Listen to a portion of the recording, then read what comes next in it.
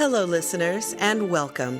12-Sided Stories presents Otherworld London, an actual play RPG podcast that uses the 7th edition Call of Cthulhu system. We weave macabre, Gaslight-era tales of terror and suspense for your listening enjoyment. Our games are story-driven and rules-light. Now, our keeper for Otherworld London, Wes Otis.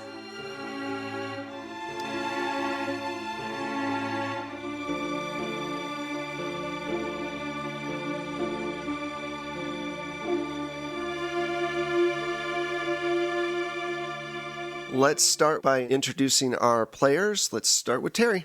Hi, good morning. Hi. You don't know what time of day it is. Sorry, hi. Out there, whatever time you're listening to this show, this is Terry Campbell playing Alize Crew. Hi, everyone. This is Kelsey Osborne, still playing Maggie Cooper.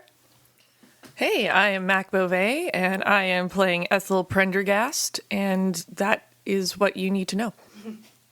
And I'm Michelle Otis, and I am playing Eugenia Penbottom of the Lancashire Penbottoms. Last time that we got together, you all basically found this huge tree erupted through a building, and you went to check it out, and you found that there was some kind of strange church being started there where people were wearing different masks. Some were wearing prey masks, some were wearing predator masks. So as you checked it out, you noticed that these masks were becoming more part of their face. If they moved their noses or whatever else, it would actually move on the mask depending on how long they were wearing them for.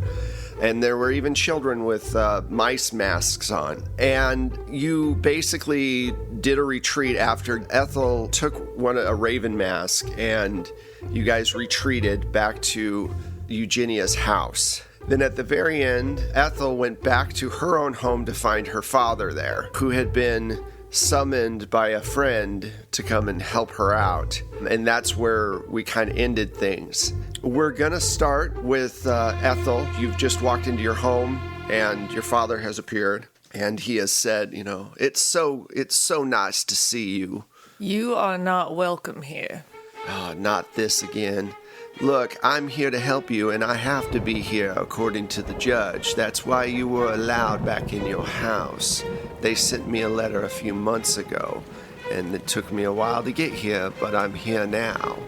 I am sure there are other accommodations that you can find in the city so that you can meet your requirements with the court and not be here. I'm sure there are, darling, but this is where I'm gonna stay. It's for your own good. You've never known what was for my own good. What you've always thought for my own good was wrong. Really, why? You know why. Tell me. I know how you treated Mama. This again. Tell me what you think happened to Mama. I don't want to have to say it. You know. Let me guess. I killed her, according to you. That's the memory you've always brought up, is you killed Mama, and you did this, and you did that. Well, I did not kill your mother. It is just the memory that you've decided to live by. I will not stand here and let you try to lie to me again. I'm not lying to you. Do you realize that your mother was ill? She had the same problems that you do. Let me ask you, who follows you around? Spirits and such. Your mother?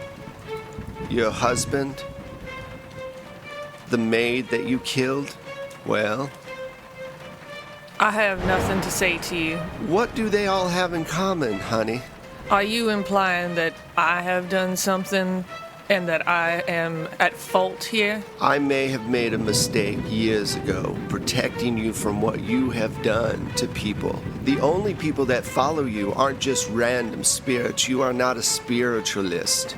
They are ghosts haunting you. You just never, ever are willing to admit it. You don't know anything about me.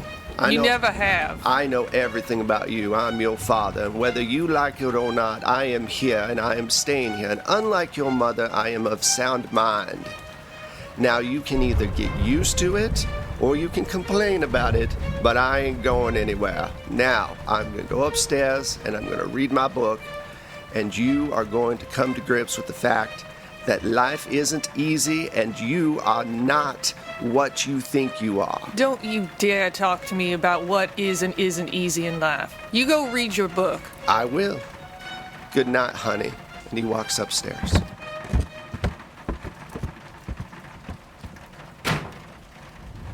What do you do? I'm going to go back to my room and start investigating more about this mask because that takes precedent over family matters. So Easter's asleep on your bed and really doesn't pay you much mind when you walk in. And you start looking at the mask. What specifically are you looking for? I'm probably looking in books similar to where I found out about the god of the hunt, and Okay. to see if there's other lore associated with that, with predator and prey and all of it, and the mask specifically. Can you do me a favor and write and do just a research roll? Or... Yeah. Yeah, let's do library use. Okay. 37 under 50. Okay, cool. So make a check next to it. You see, as you're checking through the book, you do come to...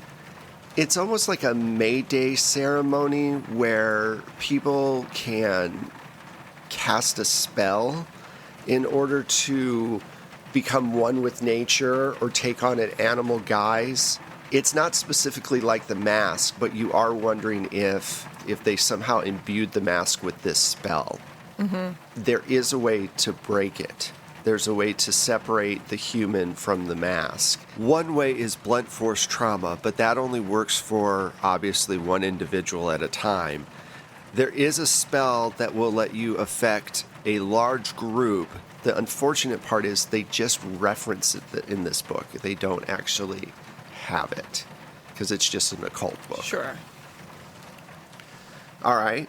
So the next morning, Alize, you are in your cage. And at some point, Benny comes in with his mother. And she's like, "Oh, dear Lord, open this door right now, Benny." And Benny goes over and opens the door, and she walks in. It's, "Alize, it's so good to see you. How are you, dear?" As good as can be expected living here. I know it's...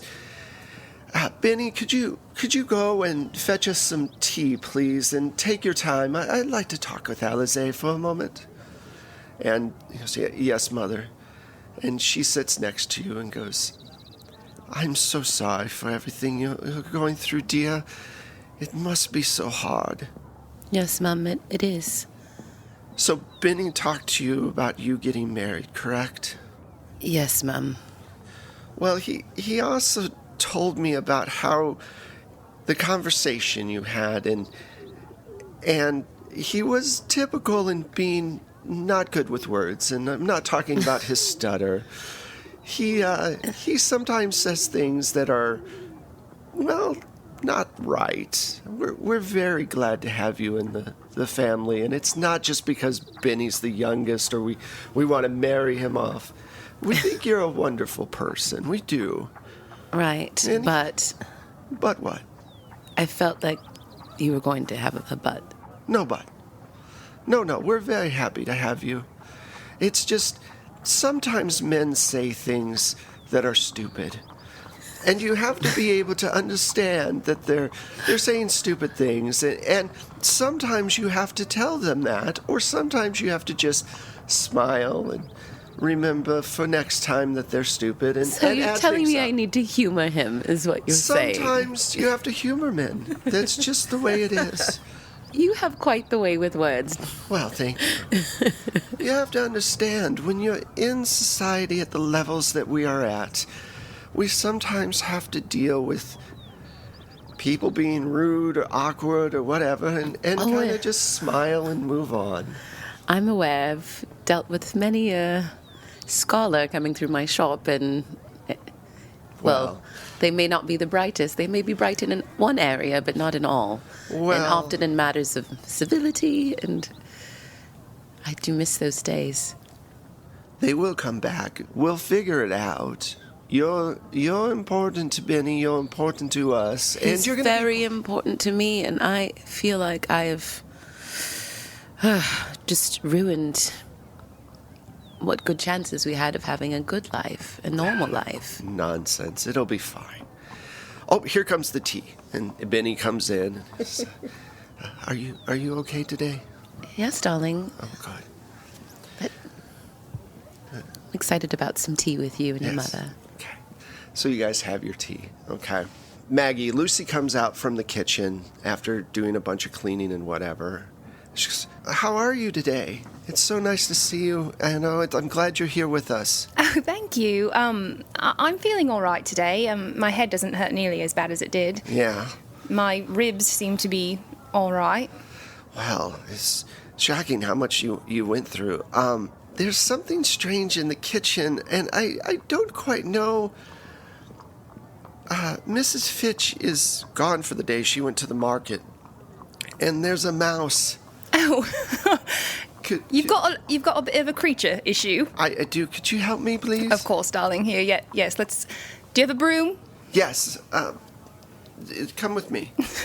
And you guys walk downstairs, and it's this huge kitchen with this big table in the middle where everybody gets stuff ready. And around the table are about 8 kids in mice masks just standing there.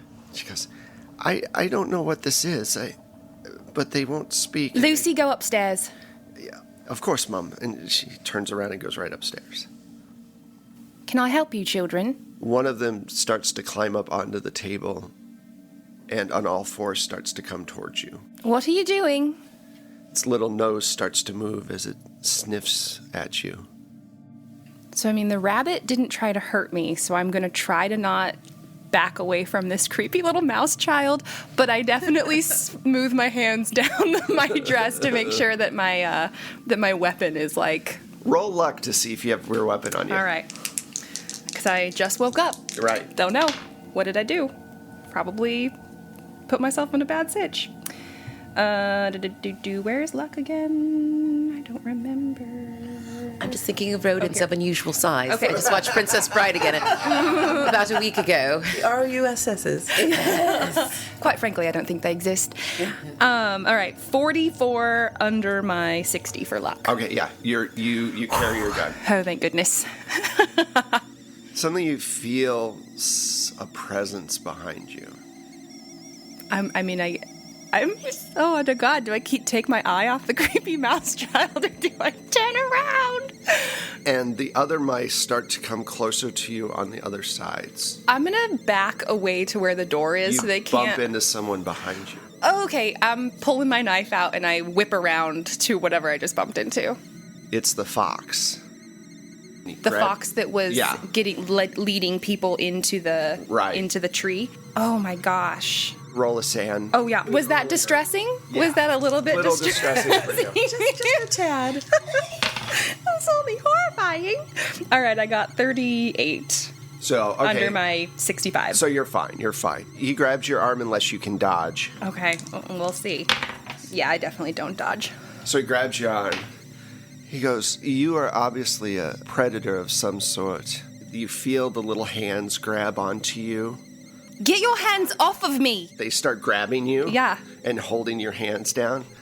And you see he produces a cat mask and starts to bring it towards your face as you're struggling. No! And inside you see the writhing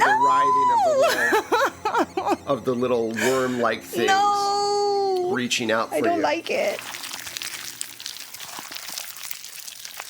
Eugenia, you're upstairs and you're helping your husband button his buttons on his clothes. Oh, deplorable. He's all like feeling awkward as well. Ma'am, it's Lucy. There might be an issue in the kitchen. I'm sorry to bother you, but we have mice down there. Oh, no bother, Lucy. I'll come down. I think Miss Maggie might be in trouble. I'm not sure. I shoot the general a look. And he tries to start buttoning the rest of his buttons with his large fingers. Buttoning. Grab a weapon. So we start heading down to the kitchen. I grab something, a fire iron or something. Okay. You're coming down the stairs. You see the fox from behind, and the children have got the mice. The mice have Maggie pinned down, her arms pinned down. He's trying to force this mask on her face. I'm scrappy, though, so I'm fighting it. Yeah, we need basically a strength check. Okay. You need to roll your strength. I'm rolling mine. What'd you get? Ooh, I got a 10. Awesome. He got. My adrenaline is pumping. Yeah. You're like, no. And you see the I'm little. like, not again. I will not be restrained. All right, Eugenia. Your husband's right behind you. Maggie, you're holding his arm back. I rolled really badly, so you're like holding his. I imagine I get my foot up somehow, maybe, and I have on the table. Yeah, or and I'm like kicking him and back. And he's back by the stairs. What do? Do you do something, or do you move out of the way? How far away is the general? He's like a few steps behind you. Okay, I mean, I'd be afraid with the shotgun that he might hit Maggie. I think I would just hit him over the head with the fire iron. Okay, he's at a disadvantage because his head is turned towards you and he's struggling to hold on to her. So you get to add an extra hundreds. An extra 100. So it's like die. I only have 25% in that. But you have a bonus, so. Oh my gosh, both 50. They were both 50, so That's no. hysterical. So they're struggling, you swing, and you hear your husband go, I duck out of the way. He goes by you and takes the butt of the gun and puts it straight into the fox's head. Yeah, that was a 20 before that hit. Okay. So, and he goes in and just hits the fox really hard. Maggie, you feel him loosening his grip as he falls backwards onto the table. And the mice scatter. They just run out. I was going to say, what are they? Okay. Yeah, they All just right. run away. And the fox is now on your kitchen floor, knocked out. Bind him, quickly. Tying him up. Can we take him down to Alizé's cage? Up. She's Or upstairs. up? Oh, she's upstairs. You could, but that might affect Alizé's mental. True. So we bind him. We tie him up.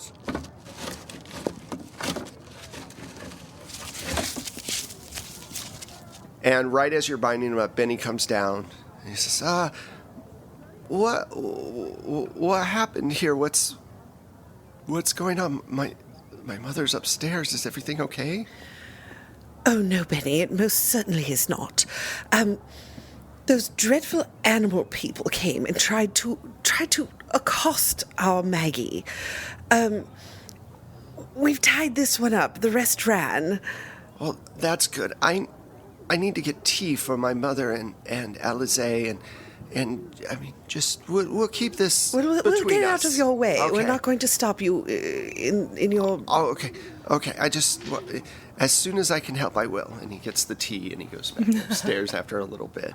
Yes, keep her placated with tea. Okay. It solves everything after all. It solves everything, dear.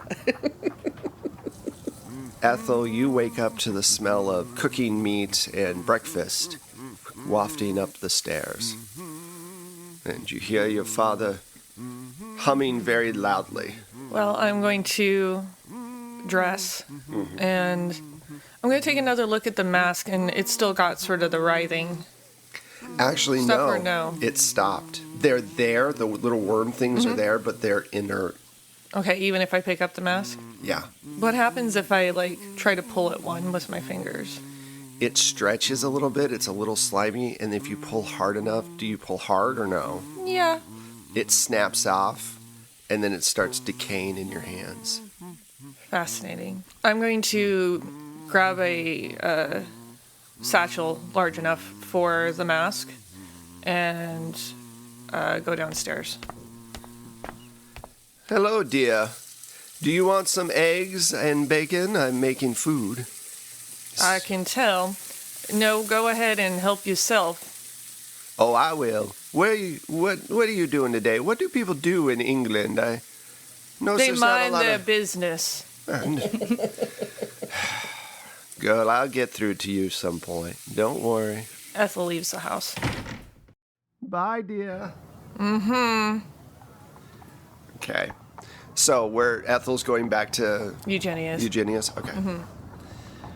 So you show up, I'm going to say, moments after Benny leaves with the tea to go back upstairs to see Alize. Mm-hmm. And there's the fox bound and knocked out. He's got a big bump on the back of his head. They quickly catch you up on all the things that happened that morning, Ethel, and now you guys can have a conversation about what you want to do next.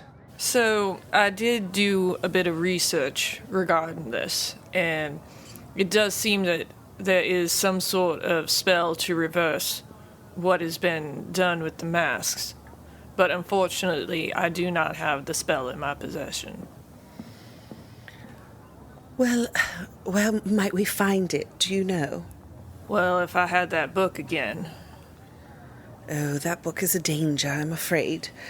I have to imagine, just briefly, that there were other... there are occult bookshops and things that we would have been familiar with because of the society and everything. Absolutely, yeah. Okay. It does seem we are going to need to get our hands on some kind of book. We do need to locate this spell, and it seems to me a spell of this sort, maybe with some variation, might be able to help Alize as well. So, Alize, after you guys drink your tea and eat some biscuits, Delicious biscuits. Shortbread. she goes... Maybe some sandwiches. She goes, it was so nice speaking with you, and I can't wait until we can start planning things and figuring out all the different stuff that's gonna happen. We're very glad to have you in our family. Thank you so much. Now, let's go get out of this cage for a while. Come on, come with me. Where? Just downstairs, honey, don't worry. Come on. All right. So you all go downstairs, and she goes, it was nice seeing you. Benny and I are going to go run some errands, and, you have a good day. Be safe. And if you see any animals out and about, please steer clear. Of course, dear. No. Of course. I mean it. Please steer clear. I will. There's something going on out there right now. You'll be in our thoughts, dear. Good luck. You find your way downstairs because you're like, where is everybody? Mm-hmm. And you see everything. They catch you up on all of the different things that have happened. And the fox starts... It's quite a morning. I thought it was exciting upstairs, but this is unbelievable. Welcome to the party. Well, I could say I've been at the party for quite a while. The fox starts to wake up. And he says, Sarah, are you making breakfast? I'd really like some breakfast. Oh, my head. And you notice that his mask isn't moving anymore. I'm gonna reach out and try it. and pull the mask, see if it comes off. You pull it off, and as you're pulling it off, you see the magic starting to reignite, but you're able to pull it off before it connects him to his face. And you get it away, and he goes, what am I doing in this chair? It's all right. It's all right. Calm down. Take a moment. It's all right. No one here's going to hurt you. Oh, my head hurts so much. Lucy, would you get some ice for us, please, dear? Oh, my head. What's your name? Eric. Eric. Do you mind telling us if you remember anything of the last few hours, days? I remember working my shift at the dock. We were unloading a ship, and this man came up to me and handed me a mask and said that there was some kind of party that was going to happen in the next few days or week or so. What did the man look like? He was very well dressed with a top hat and glasses. He wasn't wearing a mask. No, he wasn't. He didn't. He had a basket full of them and was handing them out at the docks. Said that it was a bonus from the company for helping out, and that's the last thing I remember. And his face has all of these like marks, but they're not like suction marks.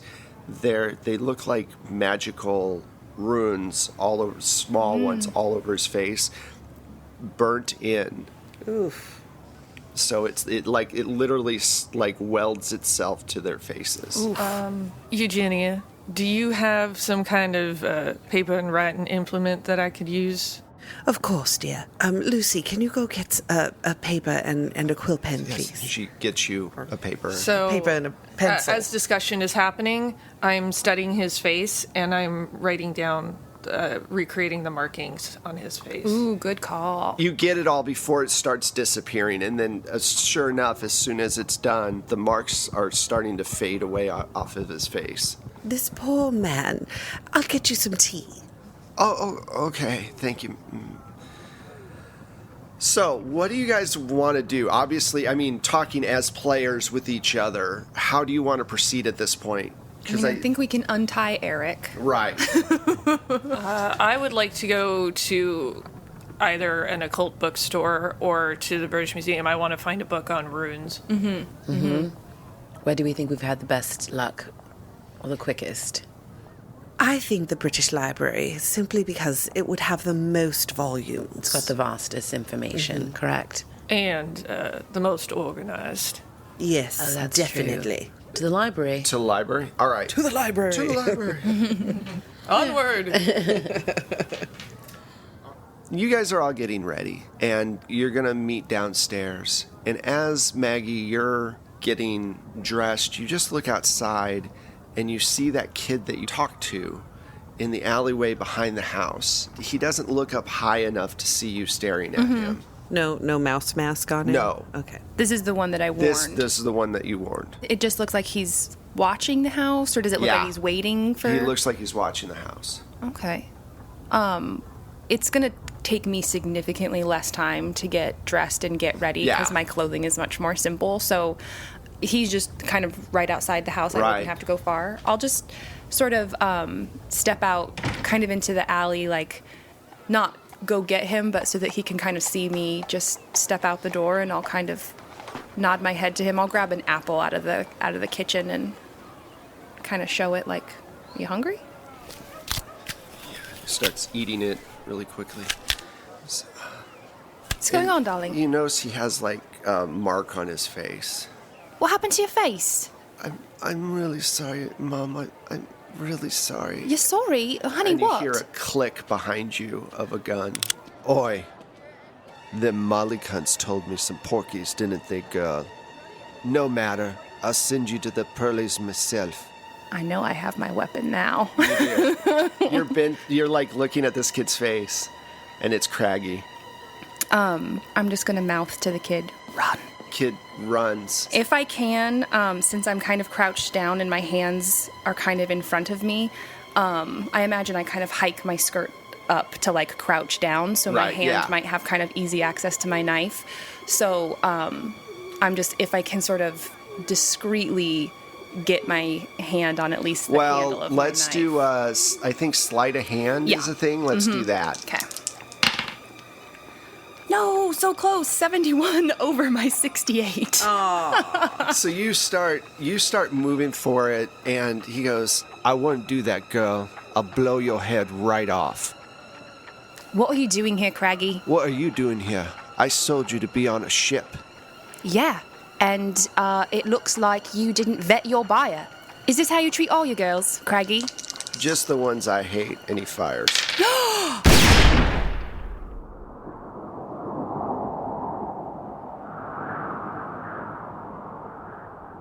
He misses. The bullet bounces Good next. old-fashioned shitty gun. The gun fires, pow, and then it ricochets off. And you guys hear this. You don't hear course. gunfire all that often right next to the house, at least.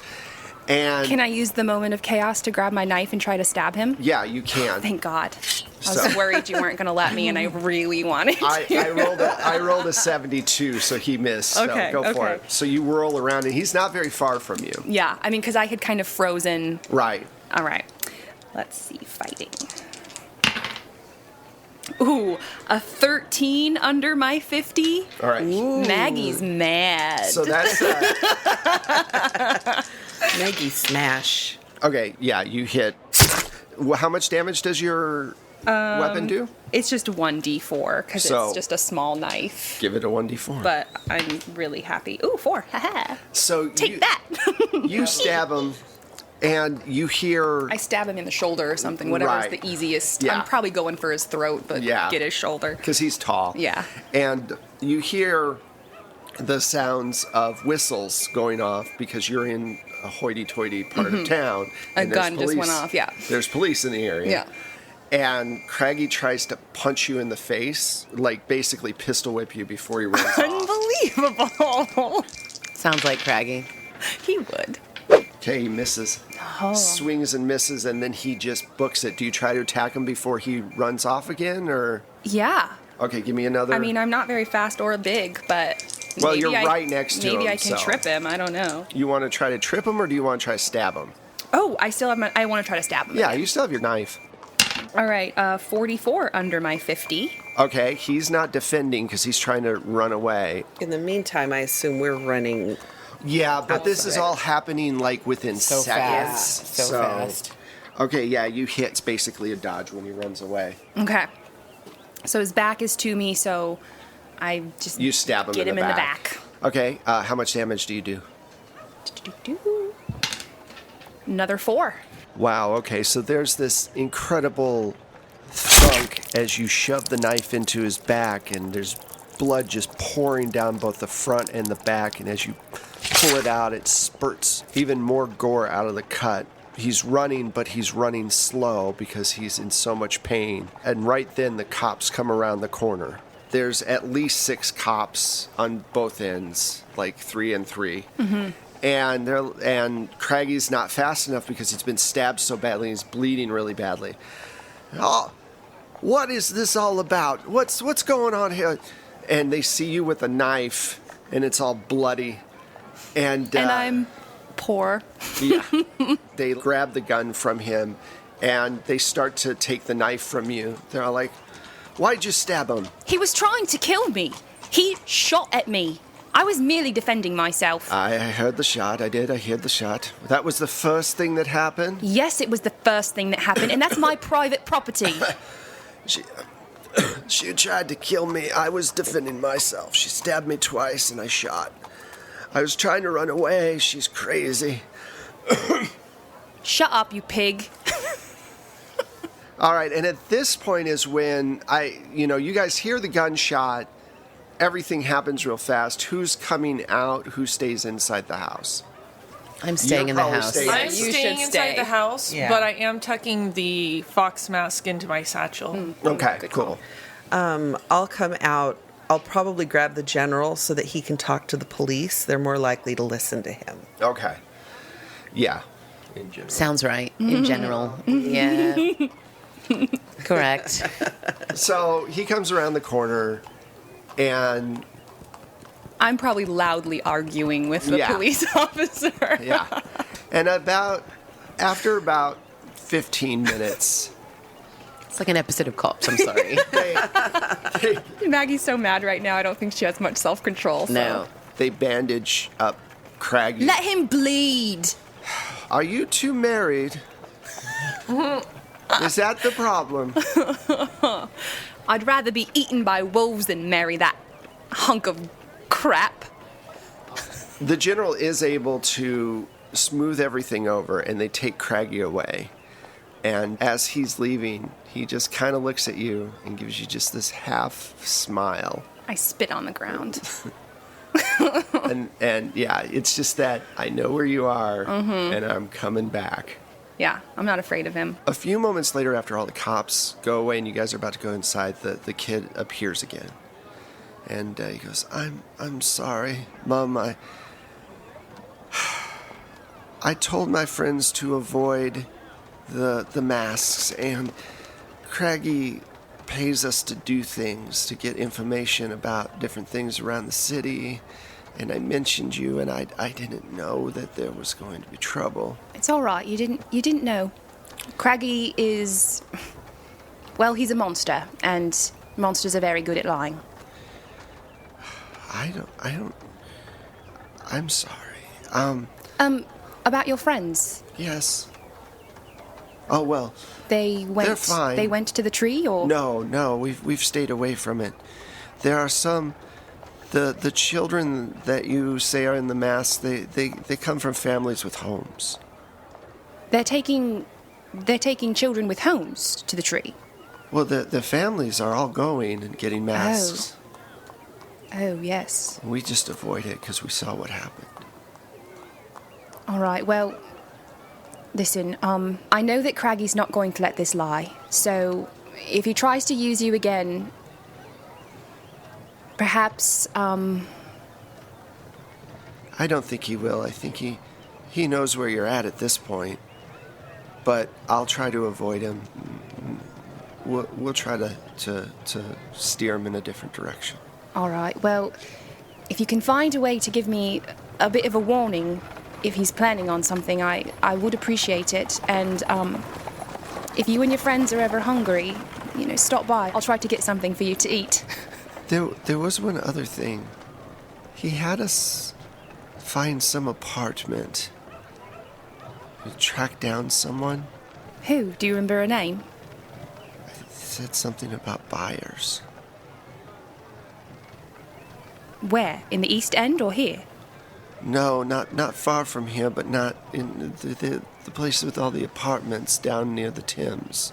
Do you know which place? No, he got somebody else to do that. We gave him the information we could. He was talking to somebody, one of his girls or somebody, to go find some apartment. What did the girl look like? You, kinda young. One of I'm his trying girls. to go through Craggy's girls in my... Craggy has a main girl that was watching you, and you're betting it's that girl. Who's probably got similar coloring and size to me. Yeah. Okay. All right. Okay. So, after all that dies down, are you guys ready to go over to the British Museum? All right. Mm-hmm. You show up, and it's got treasures from around the world. It's huge even now. All the books are kind of mixed together at this point. They haven't really started separating out books that they consider dangerous yet. That's not going to happen for a couple more decades when they figure out, hey, we shouldn't have this skinned bound book next to something else. Gotta bind books with something. Everybody give me a library use roll. I won't. Oh, yeah. I mean, I guess I could look around for, symbols that look interesting. I don't know what they'll mean, Yeah. but, I mean... Yes. No, I'm usually pretty good, not today. Yeah, Not today. not I got a great 30 today. under my 70. So go ahead and Nice. mark your use. Oh, I get to mark. Your knife, yeah, My your knife. fight. Yeah, I got a 62 over my 50. Okay. So you guys look around for a while. At some point, Eugenia, you stumble upon this book. It says Celtic folklore and gods. And you're like, oh, okay. But when you start looking into it, you see several illustrations of masks that are similar to the ones that are being used. Mm-hmm. But in this case, they're being used for May Day and things like that, different fertility rites, and it even shows... It's all about the fertility rites. It's all about the fertility rites. And there is some writing in there that you don't understand, but you think that maybe Ethel will understand. I find Ethel, I take it to her, I say, Ethel, I have found the most interesting book. It's not exactly a spell book, but It has some interesting information, and I was wondering if you would take a look, because this writing does not seem familiar to me. I'm gonna take a look at it. Okay, yeah, it's very similar to the magical writing. It's a weird mixture of like Gaelic and Latin and other things that you've noticed that a lot of times with magical writing they'll mix, Aramaic or whatever and other stuff together. Mm-hmm. Something about the words having power. So like certain words in one language won't have the same power as words in other languages. So they'll mix and match so that they can get the most power out of the words. It's basically the recipe to make one of these masks be able to truly transform someone into one of these creatures. Okay.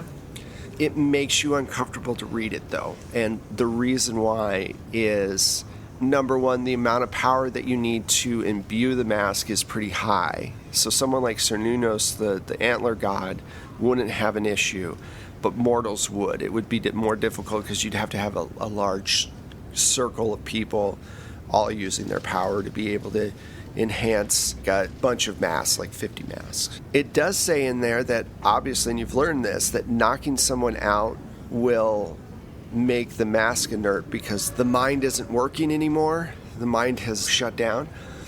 The other thing that you realize as you're reading is if you find them sleeping, the mask is also inert because their mind has slipped into the dreamland. And you've heard of the dreamland before. It's basically where humans go subconsciously when they're asleep. It's almost like a filter because when the mask takes over, you become more and more animal. But when you're sleeping, that part of your mind that's still human is going to the dreamlands.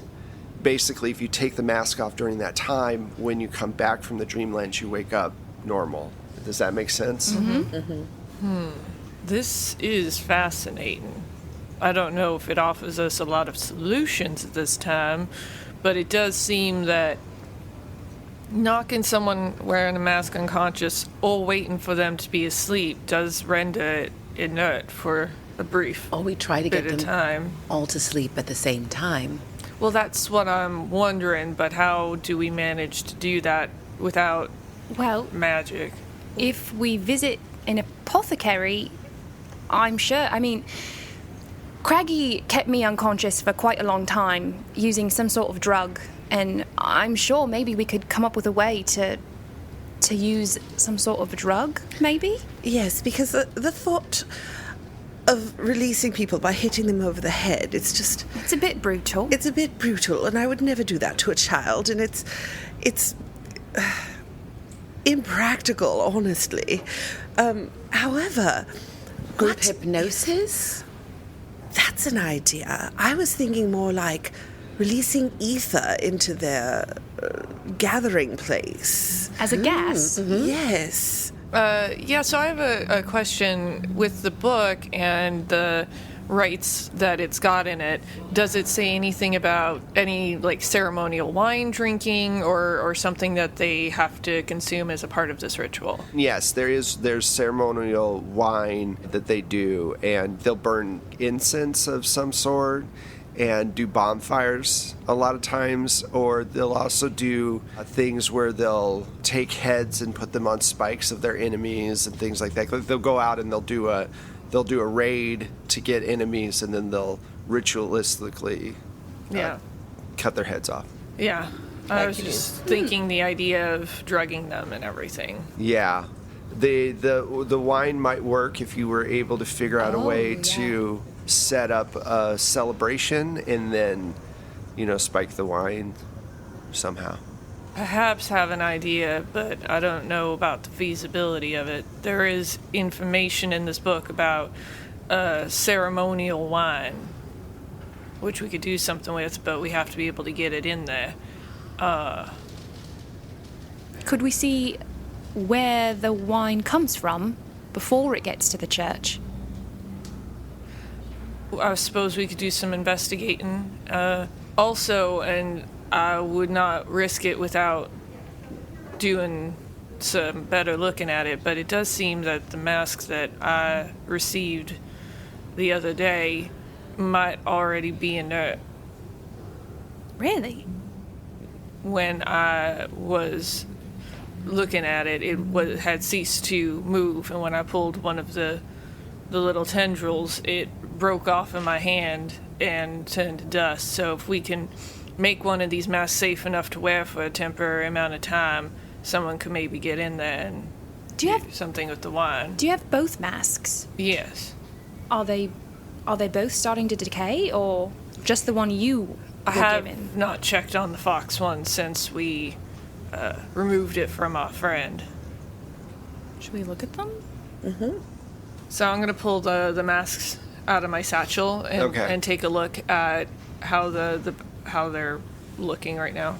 Well, the older mask, the Raven mask, the inside is completely dust at this point. The little tendrils have disappeared, and it's just a normal mask at this point. Mm-hmm. The Fox mask is starting to head that way. There's some magical residue going on where if you put skin towards it at all, you'll see it glow and start to come alive again. But you feel like it's on the same path as the other one. It's almost as if it's starved. Like, if it doesn't have a host to attach to, it's almost as if whatever this is starving to death. It also means whoever's making these is doing it actively and able to distribute them quickly in order to make sure that the magic is still fresh. Mm-hmm. Yes. And if it takes that much power to create these masks, you can't have a circle of people doing this that rapidly. I hate to say it, but it must be our antler god. Or someone close to him. You guys have run into fae and other creatures and ghosts and everything else, so you feel like it's very possible that if it's not him, it's one of his many minions. Alize, I know you don't remember a lot from when you were in the other world, but do you remember anything similar to this, or...? Well, I did initially come back from my first venture covered in ruins, and writing could have been very similar to what these ruins are that were on our friend this morning, and you might be right, Ethel, about there being a connection between whatever's happened to me and what is happening to all of these people. We need to find some way to translate these runes. I agree. This is the biggest break in the case and also the most terrifying. We're so close. Well, I could continue to see if there's a translation of these runes in the library. I mean, I don't know if they want to investigate something else, but I can stay in the library for a while. Okay. And I would stay at the library as well because of wanting to be able to help translate. Okay. Alize, do you think that if we got you some paper, you could maybe write down any of the runes you remember being on your body? I barely remember them. I washed them off so quickly, but I could try. Just do your best. We may even come across just one or two. All right. Okay, so you guys start to do all of this work to try to cross-reference old runes and the runes that were on the guy's face and the spell and all that. And this is actually a good place for us to stop this particular episode. We will pick up with you guys and what you found out at the ladies in the library. The ladies in the library. Yeah. Not everything has to be a total cliffhanger. The research episode. It's like book 5. Sorry. So thank you very much, guys. It was fun, and thank you all for listening. I'd like to talk about Patreon real quick. We do have a Patreon. You should check it out. We are working towards being able to do a weekly show, and we try to put out a ton of extra content, especially we will put up little snippets from shows that don't make it in the main show, but that are fun to hear. And so if you like the show, definitely go and check us out. It's just 12-Sided Stories on Patreon, and we really appreciate the support. Now let's talk social media, and we'll start with Terry. Hi, I'm Terry Gamble. I was a lady. What do I want to say? You can follow me at the Terry Gamble. That's Terry with one R on all the social medias. You can also find me at Horror Movie Survival Guide if you like scary things. And even if you don't, I recommend listening to it. It's fun. All right, cool. Hello. I'm Kelsey Osborne, and you can follow me on social medias. Twitter while I last, and Instagram. You can find me at Kelsey Kelsem, Kelsey Kelsem. Hey, I'm Mac Beauvais, and when I'm not following you in the shadows, you can follow me on social media on Facebook, Twitter, and Instagram as @StrangeLikeThat. You can also find me regularly over with the Happy Jacks RPG podcast crew, so check that out because we've got a couple of games over there, and I'm going to be GMing something over there very soon myself. Yeah. And I'm Michelle Otis, and you can find me on the Twitter and the Insta at Michulu. That's Michulhu. And I am Wes Otis. You can find me at Plate Mail Games on Twitter. And if you would like to use some of the sounds that you hear in our podcast, you can pick those up at BattleBards. You can actually do a subscription at BattleBards and get access to everything, which is pretty cool. And we're also over on Drive-Thru RPG. Thank you so much for listening, and we'll be with you soon. Thanks. Bye.